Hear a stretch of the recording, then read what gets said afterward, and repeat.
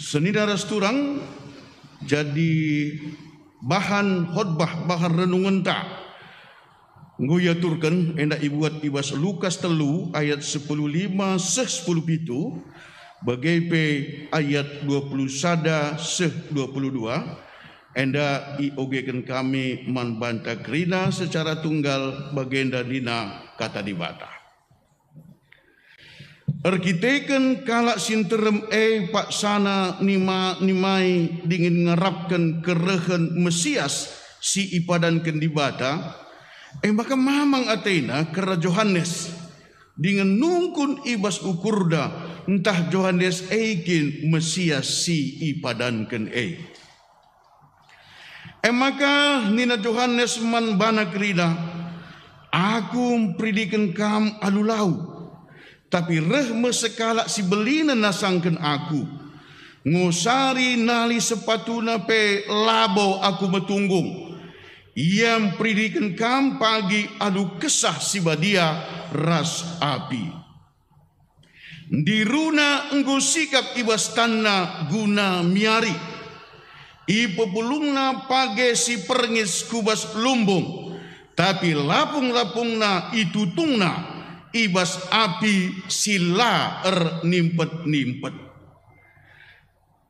Kenca kerina kalak sinterem iperidikan, Yesus pe iperidikan ka, sangat Yesus ertoto talang melangit. Janah kesah si badia nusur kubaboda bagi Indrapati. Terbegi pe sora isurganari dina. Kamkap anakku siku kelegi. Kamkap si ngenda ateku. Tertenggena pengogenta shalom. Menjua-jua. Saudara-saudara yang kekasih di dalam nama Tuhan kita Yesus Kristus. Di manakah liburan? Liburan akhir tahun, liburan Natal. Wah. Salah satu tempat yang paling banyak dikunjungi namanya Yogyakarta. Wah, Yogyakarta. Aku sendiri pun kalau ke Jogja enggak bosan-bosannya, tapi udah agak lama juga tidak ke Jogja. Jogja itu adalah daerah istimewa. Daerah istimewa. Kenapa daerah istimewa? Karena sampai sekarang di NKRI, Negara Kesatuan Republik Indonesia ini, satu-satunya raja yang masih ada itu di Jogja. Raja, siapapun Raja Jogja terpilih jadi gubernur daerah istimewa Yogyakarta. Raja Jogja yang sekarang itu namanya Sultan Hamengkubuwono ke-10. Dia meneruskan ayahandanya Sultan Hamengkubuwono ke-9. Tapi siapa Sultan Hamengkubuwono lanjutan nanti ini masih misteri. Kenapa misteri? Karena kebetulan Sultan Jogja yang sekarang ini hanya mempunyai satu istri. Hanya mempunyai satu istri. Kalau bapaknya dulu kita kenal banyak istrinya. Tetapi tidak mempunyai anak laki-laki. Jadi siapa penerusnya itu masih misteri. Pernah dia lemparkan wacana bahwa nanti perempuan pun bisa jadi raja. Ditolak. Ditolak semua orang. Ditolak semua orang. Nah, apa yang dialami Jogja saat ini persis dialami oleh kerajaan-kerajaan di zaman yang lalu. Di zaman yang lalu itu kalau tidak ada keturunan raja laki-laki, itu akan terjadi desas-desus dan sering sekali terjadi pertumpahan darah untuk memperebutkan. Saudara misan, saudara kandung, misalnya seperti itu, ini akan berebut. Itulah sebabnya di zaman dulu ada sebuah kebiasaan. Kalau ada anak raja lahir, laki-laki, maka setelah dia lahir, itu beberapa saat kemudian diatur sebuah acara untuk menunjukkan ini penerus kerajaan kita. Ini anak raja sudah lahir. Dan kalau ada anak raja yang laki-laki yang sudah lahir, sudah ditunjukkan, itu rakyat tenang. Maka kepastian kerajaan itu akan damai terus. Maka rakyat akan bersukacita sekali pada saat itu. Proses raja menunjukkan anaknya itu kepada khalayak umum itu disebut dengan epipania. Epifania. Kamu ingat enggak Raja William? Bukan Raja William, Pangeran William. Pangeran William itu juga begitu anaknya lahir, ada kesempatan untuk dia di balkon istana menunjukkan anaknya itu kepada seluruh masyarakat Inggris dan masyarakat dunia melalui live streaming. Jadi Epifania itu adalah kebiasaan raja-raja, kerajaan-kerajaan di zaman dulu untuk menunjukkan bahwa kerajaan kita akan berlangsung dengan aman dan damai karena ada anak raja laki-laki yang sudah lahir. Dan ini dia. Oleh bapak-bapak gereja kita, kebiasaan ini diadopsi menjadi liturgi di dalam sepanjang tahun, sehingga kita sebutlah Minggu Epifania. Minggu Epifania itu artinya menampakkan raja yang sudah lahir. Menampakkan raja yang sudah lahir. Tapi ada juga nanti rakyat itu yang bertanya-tanya, betulkah itu anak raja? Jangan-jangan anak orang lain yang diangkat jadi anak raja. Jadi bertanya-tanya masyarakat itu, bertanya-tanya rakyat itu. Oleh sebab itu, bahwa ini adalah benar anak raja, maka diberikanlah penjelasan supaya semua menerima bahwa ini memang benar anak raja. Di dalam Minggu Epifanias ini pun tidak hanya sekali, tapi 5 kali berturut-turut itu akan dilakukan Minggu Epifanias.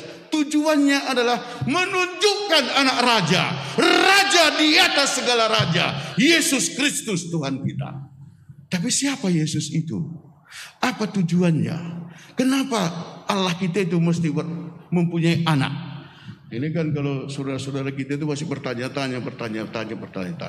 Tema kita kali ini adalah Yesus anak di bata kau. Yesus kap anak di bata. Nah ini apa maksudnya ini? Apa maksudnya Yesus kap anak di bata? Kemana ini hubungannya? Itulah yang akan menjadi yang harus kita lihat di dalam nas yang sudah kita sudah kita bertanya tadi. Jadi anak-anak kami kebetulan hari ini, minggu ini juga anak-anak kami yang tanggung dan remaja juga disatukan dengan ibadah kita orang dewasa. Makanya ada permen kami di sini ya. Ada Yemima, ada Panglima itu si Sabian, ya, ada Selen. Nah, jadi jangan kamu rasa ada yang ganteng lagi tuh Rambara tuh, ya. Jadi kenapa hari ini ada anak-anak kita? Karena memang itu kebijakan dari gereja kita bahwa hari ini pun kita bersama-sama dengan anak-anak kita. Jadi mari kita lihat ya beberapa penjelasan, beberapa informasi yang ada di nas yang Lukas 3 ayat 15, 17 dan 21, 22 tadi. Ternyata memang kalau kita lihat oleh pelayanan Yohanes ini Yohanes Pembaptis, bertobatlah katanya di pinggir sungai Yordan. Akhirnya banyak orang bertanya-tanya dan juga banyak orang akhirnya menanti-nantikan siapa Mesias itu.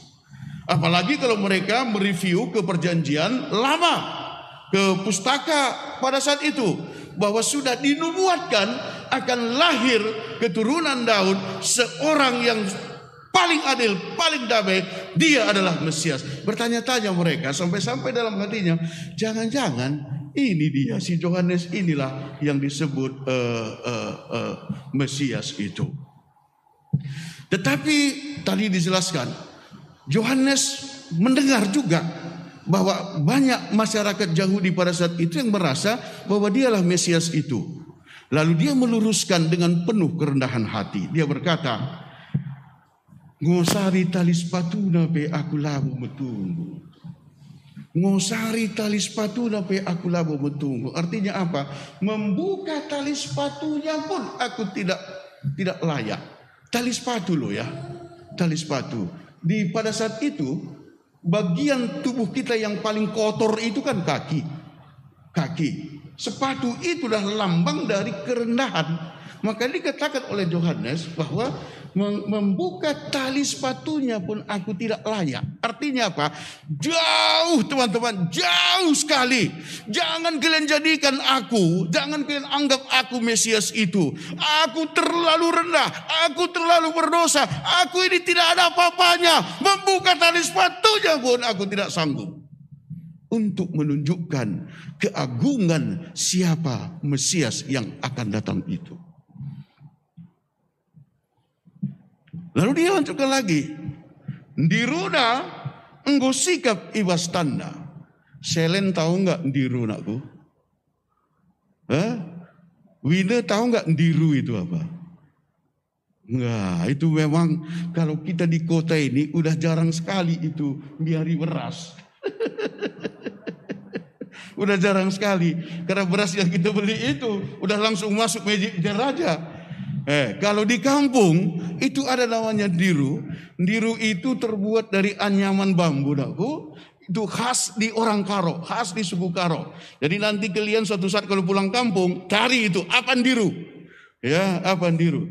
Ndiru itu ditaruhlah beras di situ. Beras itu baru dibawa dari gilingan padi, masih banyak skam-skamnya juga di situ. Makanya dipiarilah dia. Dipiari artinya ya ditampi ya, ditampi. Ditampilah dia, nanti memang terpisah itu. Mana beras yang bagus, mana lapung-lapungnya, itu kan terpisah. Dan lapung-lapungnya ini biasanya diambil, kalau di kampung, dikasih untuk nakan manuk. Ya, nakan manuk, nakan bebek, atau dimasak juga, nakan babi. Nah, itu kan, babi bulana, itu kan orang Karo itu kan.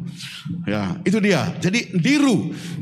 Jadi maknanya di sini bahwa Yesus itu akan datang sebagai penampi, menampi semua manusia ini. Mana yang benar-benar baik, mana yang kelihatan baik, mana yang tidak baik, lapung-lapung tadi katanya, ini akan dipisahkan. Ini akan dipisahkan. Dan siapa yang melakukan itu adalah Yesus Tuhan kita ini. Itu info yang ketiga. Lalu info yang keempat yang kita lihat juga di sini bahwa Yesus Kristus itu memastikan atau menyatakan dirinya sebagai manusia saat dia dibaptis.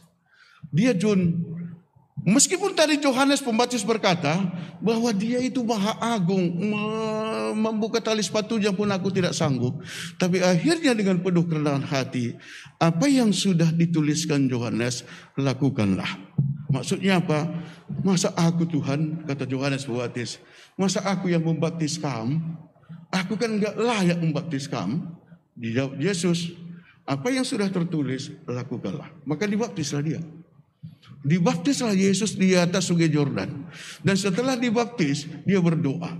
Saat dia berdoa, itu ada Roh Kudus datang dari atas surga sana. Seperti burung merpati. Burung merpati. Dan hinggap ke dia. Tiba-tiba terdengar suara. Kamkap anakku siku kelengi, kamkap singena atiku. Ini jadi perdebatan teologis. Siapa yang mendengar suara ini? Kalau Allah Bapa itu kan tidak mungkin bersuara seperti didengar oleh kita manusia. Ini terjadi perdebatan teologis. Tapi kali ini kita tidak memperdebatkan itu. Bisa saja itu hanya Yesus yang dengar. Dan ketika Lukas menuliskan ini, maka Yesuslah yang menerangi cara berpikir dari Lukas untuk mengatakan seperti ini. Saya baca di diskusi-diskusi di internet, ketika suara ini terdengar, ada nggak manusia yang dengar? Ada nggak manusia yang dengar? Nah, kalau aku pribadi tidak ada. Tidak ada yang mendengar. Tapi hanya Yesus yang mendengar. Karena hanya Yesus yang bisa mendengar suara Allah Bapa kita di sorga. Tapi bukan itu maknanya. Tapi maknanya adalah seperti yang ditulis ini. Bahwa Yesus benar-benar anak Allah. Untuk apa itu? Mari kita lihat lebih lanjut. Jadi saudara-saudara yang kekasih dan anak-anakku yang di rumah yang mengikuti ibadah kita ini. Dari nas kita tadi itu ada beberapa makna teologis yang perlu kita ketahui. Pertama adalah ternyata kedatangan Yesus itu sudah dinantikan banyak orang. Kedatangan Yesus sudah dinantikan banyak orang. Makanya mereka bertanya-tanya, inikah. Seperti sekarang juga, kalau kamu ikuti semua diskusi-diskusi kita, banyak sekali yang bertanya, kapan Yesus itu datang yang kedua kalinya? Kapan Imam Mahdi itu datang? Kapan dia datang untuk mengadili kita semuanya? Jadi memang di konteks bacaan kita tadi juga seperti itu, ya. Di konteks kita tadi juga seperti itu. Tetapi tadi sudah jelas sekali dikatakan oleh Yohanes Pembaptis bahwa akan ada dulu nanti yang baptisan kedua. Nah, ini baptisan kedua ya, hanya dilakukan oleh Yesus Kristus. Kalau baptisan pertama adalah semua kita sudah dibaptis di dalam air, dan baptisan itulah simbol dari bahwa kita sudah mati, hidup lama kita sudah mati, dan hidup baru kita terbuka setelah kita dibaptis. Jadi kita semua, manusia semua sampai saat ini juga sudah dan sedang menanti-nanti, belakangan makin banyak muncul bahwa umur dunia dan sebagainya sudah mendekati. Ini banyak sekali beredar saat ini berita-berita seperti itu. Jadi poinnya di sini adalah akan ada pertemuan orang yang menantikan Yesus dengan Yesus Kristus. Akan ada.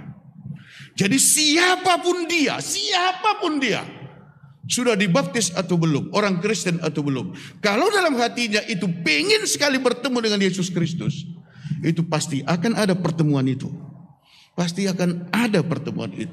Sama seperti Yesus datang ke sungai Yordan untuk dibaptis.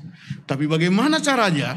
Itu Yesuslah yang datang menunjukkan dirinya kepada kita semuanya, kepada kamu, kepada aku, kepada siapapun. Tapi siapapun yang merindukan Yesus, Yesus akan datang kepada dia.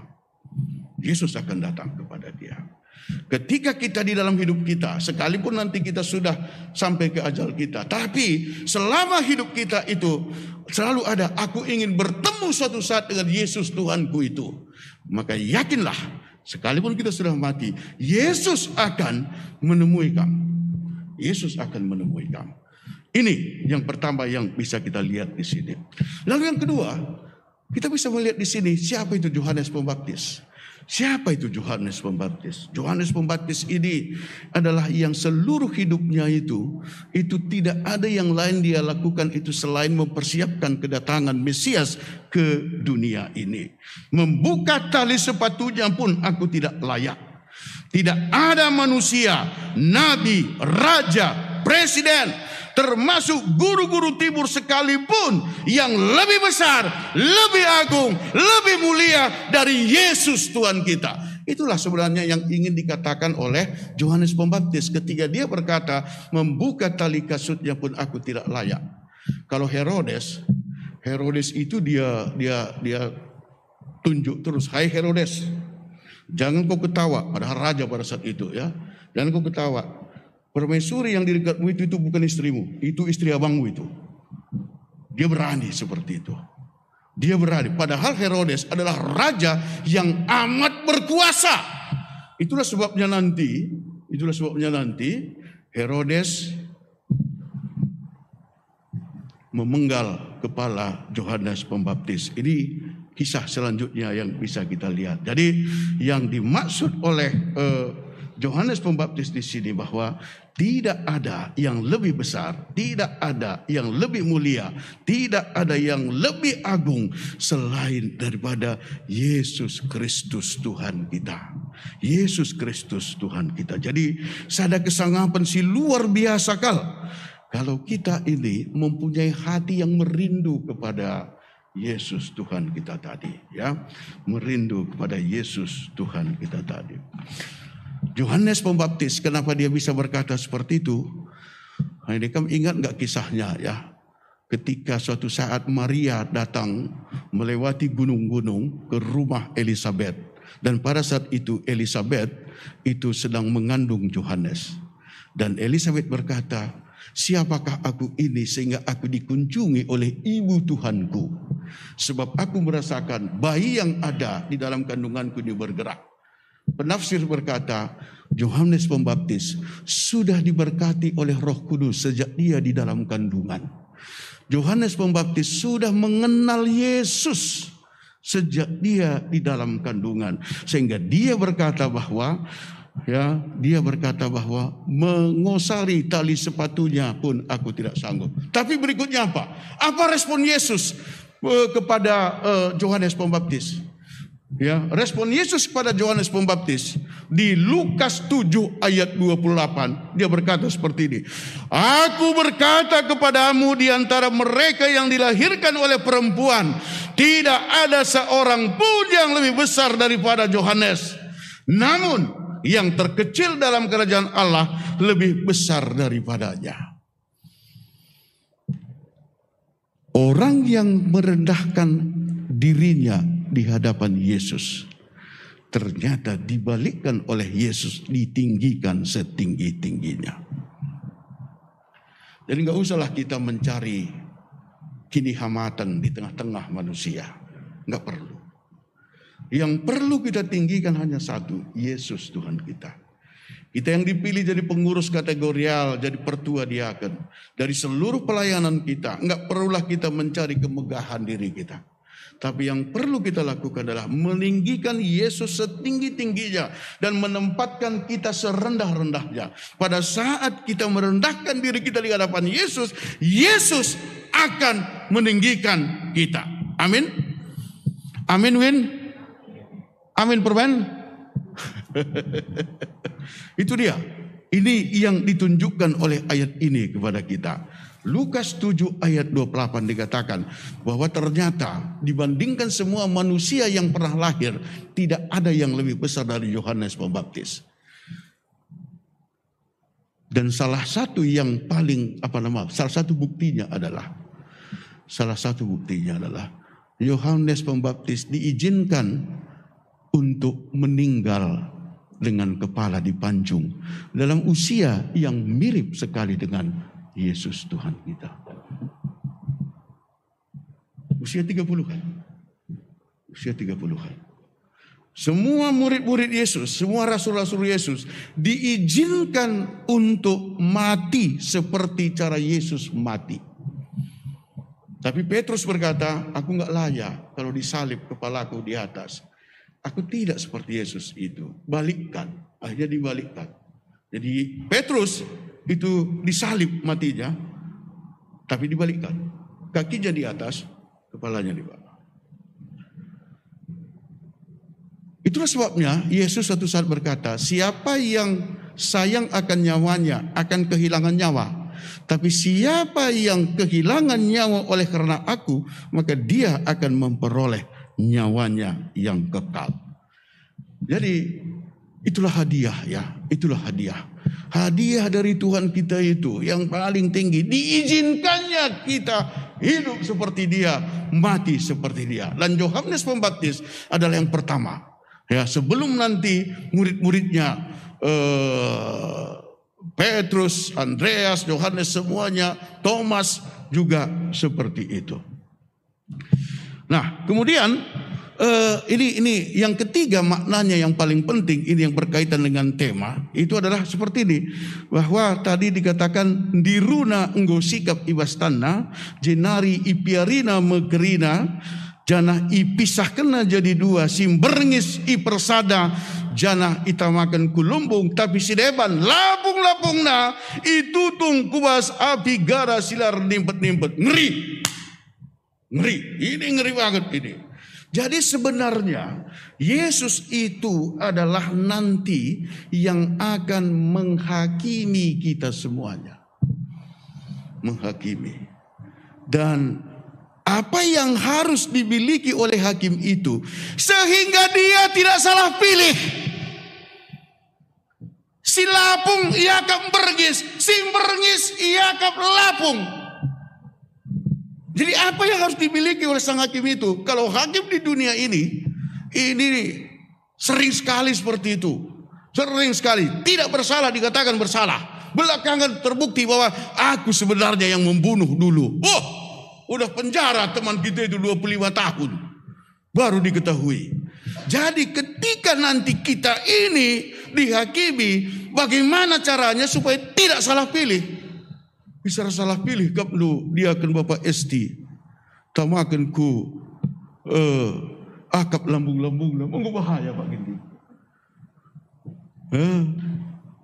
Adi seninata Bapak Ramaika misalnya. Kita makan ia lambung-lambung lah. Padahal tutus kala tidak. Bas kegeluhan eda. Monggo salah pilih. Monggo salah pilih. Monggo gawat. Berarti tidak adil. Dan harus ada seorang hakim yang tidak mungkin salah pilih untuk mengadili semua manusia yang hadir, yang pernah lahir di dunia ini. Siapa dia? Siapa dia? Siapa hakim itu? Siapa dia? Yang kita bisa pahami bahwa dia seadil-adilnya, tidak ada keraguan sedikit pun bahwa dia memang layak jadi hakim itu. Ulah salah pilih. Ulah salah pilih. Dan bahaya ke mikir. Adi si menjilai katakan lambung-lambung na. Langga di si lambung-lambungnya katakan menjilai melambu bahaya kal. Wakap surah-surahan tapi bagi kerina. Ya kan? Keinginan kita juga seperti itu. Lambung-lambung itu dikatakan yang meringis. Aduh, nggo kita mantap kerina bagailah. Dalankan saja kai ateta puas.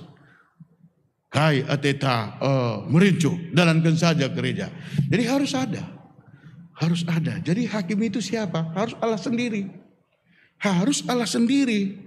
Harus dia mengetahui siapa manusia itu sejak dalam kandungannya sampai seluruh hidupnya. Dan tidak hanya satu manusia, tapi semua manusia yang pernah hadir di dunia ini, itu harus dia ketahui.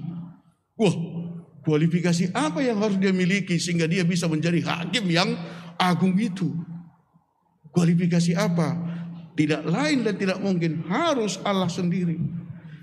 Harus Allah sendiri. Tapi kalau Allah sendiri tidak berurusan dengan manusia langsung. Terlalu agung Allah kita itu untuk mengadili manusia yang penuh dengan dosa. Dengar saja bi ia lanai, lama tunggung. Allah Bapa kita itu yang maha suci itu mencium aroma tubuh kita ini aja pun dia tidak layak. Tidak layak. Jadi kalau begitu harus ada Allah tapi layak menghakimi. Allah tapi dia diterima untuk mengadili.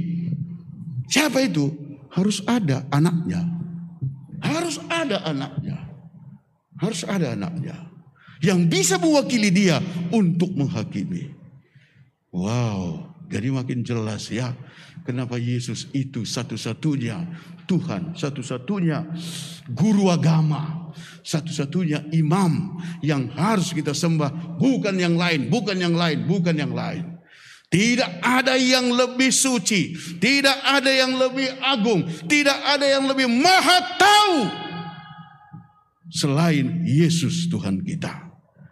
Jadi jangan pernah ada lagi keraguan tentang Yesus sebagai anak dibata. Dan itu tadi, ayat terakhir tadi, ketika tadi dituliskan oleh Lukas, terdengar suara dari sorga yang mengatakan, inilah anakku yang kusayangi. Tujuannya adalah supaya dunia tahu bahwa Yesus memang anak Allah. Yesus memang dipilih Allah untuk mewakili dirinya menjadi hakim agung itu.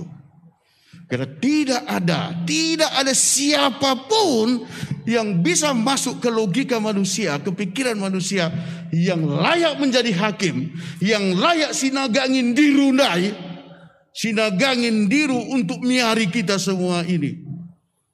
Karena dia tahu kita semuanya. Itulah dia sayang. Jadi teman-teman, sidik kalau nyimpang lebih. Menyayangi seseorang adalah mengetahui banyak tentang orang itu. Kalau kita tahu banyak orang itu kita akan sayang. Atau kita adil di dalam rasa sayang kita. Tapi kalau kamu tidak tahu banyak orang itu, bagaimana kamu bisa menyayangi dia? Oleh sebab itu, untuk kita semuanya, perlu sekali kita menjadi pendengar yang baik untuk mengetahui secara mendalam siapa teman kita itu, siapa anak saya itu, anak kita itu, siapa ndehara kita itu, siapa perbulangan kita itu. Ini perlu sekali, perlu sekali. Dan Yesus lebih tahu. Nande Sarah, Yesus lebih tahu daripada saya.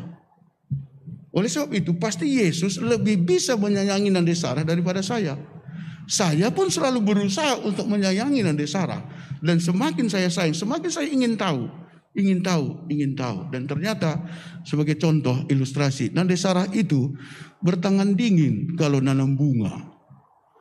Melalakal bunga kami menjile i gudari i rubah. Dan salah satu yang paling menakjubkan, Pak, suwana bunga apa itu kusuma apa? Wijaya kusuma, Wijaya kusuma, ya berbunga cantik, ku foto. Habis berbunga sekarang timbul apanya merah-merah seperti ini dari bunga itu, dan ternyata itulah bibitnya. Ada 20 itu ya. Ada 20. Wajib. Nanti siapa yang mau kita bagi-bagi itu. Kita bagi-bagi ya. Kita bagi-bagi. Ya, aku udah lihat ini kayaknya ini benihnya cakep sekali. Cakep sekali. Ternyata Nande Sarah ketika dia menyiram bunga, aku pernah siram juga ketika dia sakit Covid waktu itu. Ya, dia bilang sama saya, kalau menyiram bunga itu tidak cukup disiram, tapi ngomonglah sama bunga itu, katanya. Loh, ngomong sama bunga. Hai bunga, aku sayang kepadamu, maka kau kusiram. Gitu barangkali maksud Nande Sarah ya, atau kam semuanya seperti itu. Jadi kalau kamu nanti butuh bunga Wijaya Kusuma itu tur, kamu bilang aja, nanti ku bawa bibitnya sama kamu. Merahnya persis sekali dengan masker rendu itu soalnya. Nah, ini dia. Menyayangi seseorang, berusaha untuk mengenal orang itu. Dan itu adalah kelemahan kita. Kita lebih tertarik mengenal diri kita daripada mengenal orang lain. Kita lebih tertarik menyampaikan perasaan kita kepada orang lain daripada memenuhi perasaan orang yang kita ketahui. Itu masalah kita. Itu masalah kita. Yohanes Pembaptis tidak seperti itu. Dia kenal Yesus itu sehingga dia berkata seperti itu. Dan Yesus tahu kita. Enggak ada yang tersembunyi. Setitik pun tidak ada tersembunyi. Apa yang kita lakukan, apa yang semua manusia lakukan, dia tahu. Dia tahu. Oleh sebab itu, dia layaklah jadi hakim itu. Dan saya baca bahwa tidak hanya orang Kristen yang percaya, tapi orang di luar Kristen pun berkata bahwa Imam Mahdi itu adalah Nabi Isa. Itu bahasa mereka. Imam Mahdi itu adalah Nabi Isa. Jadi saudara-saudara yang kekasih dalam nama Yesus Kristus Tuhan kita, dan juga anak-anak kami dimanapun kamu berada, ada beberapa yang harus kita komitmenkan di dalam diri kita. Yang pertama adalah, pertama sekali, milikilah selalu kerinduan untuk bertemu Tuhan Yesus. Ibadah-ibadah yang kita ikuti itu harus motivasi utamanya adalah bertemu dengan Tuhan Yesus. Bukan yang lain. Bukan yang lain.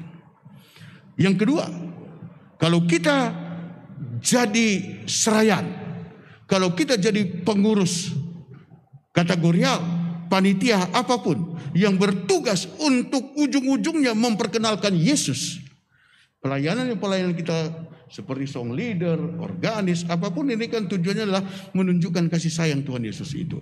Lakukanlah dengan penuh kerendahan hati. Lakukanlah dengan penuh kerendahan hati. Seperti Yohanes Pembaptis sudah menunjukkan, lakukanlah dengan penuh kerendahan hati. Harapkan upah kita itu bukan dari manusia, bukan dari gereja, tapi dari Tuhan. Dari Tuhan. Lakukan sepenuh hati. Lakukan dengan tanggung jawab. Lakukan dengan sungguh-sungguh. Lakukan dengan tidak berharap penilaian dari manusia. Biarkanlah Yesus sendiri yang menilai kita. Semakin kamu merendahkan dirimu, semakin Yesus meninggikan kamu. Percayalah kepada Yesus dengan sepenuh hati, dengan penuh kerendahan hati. Yang ketiga, percaya kepada Yesus artinya percaya bahwa akan ada penghakiman itu. Jadi jangan hanya berpikir percaya Yesus maka kita diberkati. Dat pasu-pasu. Tidak. Percaya kepada Yesus Kristus sebagai anak Allah. Artinya percayalah bahwa pasti akan ada upacara agung miari. Di ruang ngobas tanda. Jadi jangan hanya melihat Yesus itu sebagai sumber berkat. Tidak. Tapi hidup kita ini pun suatu saat pasti akan diadili. Seberapa besar pun berkat itu diberikan kepada kita. Itulah sebabnya jauh lebih penting hidup seperti Yesus daripada mendapat berkat yang berlimpah-limpah. Hidup seperti Yesus. Hidup melayani Yesus. Jadi kawan sekerja Allah itu misi di dalam gereja kita. Yang berikutnya, Tuhan itu maha adil. Jangan pernah meragukan keadilan Tuhan kita Yesus Kristus. Bahkan sebelum dunia ini dicipta pun, dia itu sudah ada. Dan dialah firman itu. Firman artinya semua informasi itu ada di dalam diri dia. Pernah kamu lihat enggak di mana Facebook itu menyimpan datanya? Dan berapa gigabyte, berapa gigabyte data itu. Belum lagi Google, belum lagi Telkomsel, belum lagi WA dan sebagainya. Di mana mereka menyimpan datanya? Yang pernah saya baca itu Facebook itu menyimpan datanya di salah satu negara di Swedia. Di daerah utara Swedia itu aman sekali, dingin sehingga data itu bisa disimpan di sana. Digabung semua data yang ada, data HP kita ini aja pun udah beribu-ribu gigabyte ya. Digabung menjadi satu dan masukkan dalam diri seseorang, itulah disebut dengan Yesus Kristus. Jadi data apapun, kan sering sekali itu HP kita itu ngeblok dia karena udah kelebihan data, bukan? Udah kelebihan data. Digabung semua data semua manusia yang ada, digabung semua data penyimpanan dari masa lalu, digabung jadi satu, jadikan satu dan jadikan itu manusia. Itulah Yesus.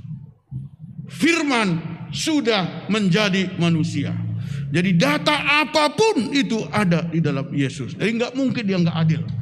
Nggak mungkin dia nggak adil. Berlaku jugalah kita adil di dalam hidup kita. Mari kita berlaku adil. Ya, kita bisa berlaku adil kalau tadi seperti saya katakan tadi, kita bisa mempunyai data-data yang banyak mengenai orang itu, mengenai semua orang. Yesus adil karena dia mengenal dan mempunyai data-data yang kita miliki semuanya. Terakhir sekali, Yesus Kristus diperkenankan oleh Allah Bapa demi keadilan dan kasih sayangnya kepada manusia. Jadi tidak ada lagi alasan untuk menolak Yesus sebagai Tuhan. Tidak ada lagi. Kalau ada banyak artis yang bangga dia mualaf, meninggalkan Yesus. Semua yang meninggalkan Yesus, semua orang yang tidak mengenal Yesus apa adanya. Tidak apa adanya. Jadi kita orang tua di gereja ini, kita mempunyai tanggung jawab untuk memperkenalkan Yesus itu kepada anak-anak kita apa adanya Yesus itu. Sehingga dia tidak pernah meninggalkan Yesus itu. Tidak pernah sampai kapanpun meninggalkan Yesus itu. Jadi saya melihat bahwa prestasi kita orang tua yang paling tinggi adalah bukan menyekolahkan anak kita sampai S3 sampai profesor. Tapi adalah memastikan dia seumur hidupnya dia tidak pernah meninggalkan Yesus sebagai Tuhan. Yesus sebagai Tuhan. Kalau suatu saat anak kita itu meninggalkan Yesus sebagai Tuhan, jadi mualaf, jadi orang lain, itu karena kita sebagai orang tua kurang lengkap memperlengkapi anak-anak kita tentang siapa Yesus itu. Jadi tugas kita, tugas gereja yang paling penting juga adalah memperkenalkan Yesus itu apa adanya kepada setiap orang. Kepada setiap orang jemaat kita. Yohanes Pembaptis tadi itu sudah mengenal Yesus sejak dia di dalam kandungan. Kita kapan kita mengenal Yesus? Anak kita kapan mengenal Yesus? Jadi managi kami sentabi adi sangana lid anak bas bertindu ngape perlu kal diperkenalkan Yesus itu. Perlu diperkenalkan. Jangan berpikir bahwa lengabuang kana dan sebagainya. Ya, lengabuangkanya. Ketika kita memberikan Yesus kepada anak-anak kita yang meskipun masih dalam kandungan ibunya, ada Roh Kudus yang ikut membantu untuk mengenalkan siapa Yesus itu. Sama seperti Yohanes Pembaptis tadi, bergerak dia ketika Maria sebagai ibu Tuhan itu berkunjung kepada ibunya. Berkunjung kepada ibunya. Jadi kenallah Yesus anakku Sabian, Rambara, Wina, Selen, ini siapa? Mari kenalah seumur hidup lunakku dan sembahlah dia, maka dia akan meninggikan kamu, meninggikan kita semuanya. Mari ras kita toto. Dikatakan kami bujur manpandu Tuhan,